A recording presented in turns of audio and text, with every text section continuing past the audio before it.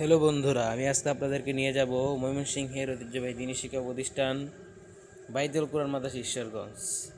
এই মাদ্রাসাটি ময়মনসিংহের মধ্যে অন্যতম। তাই আমরা এখানে এশার জামাত আদায়ের জন্য দেখতে এসেছিলাম মাদ্রাসাটি কেমন। তো আমরা এশার নামাজ আদায়ের পর রাস্তার এক পাশে অবস্থান করছিলাম।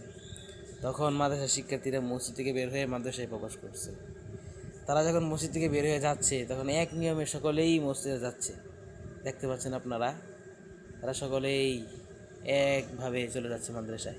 তারা যখন রাস্তা দিয়ে চলছে, তখন রাস্তার এক অংশ ফাঁকা ছিল না, যেমন আপনারা দেখতে পাচ্ছেন।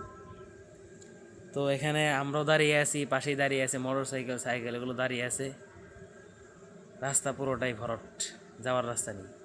আপনারা সকলে এই শিক্ষার্থীর জন্য দোয়া করবেন, পাশে থাকবেন।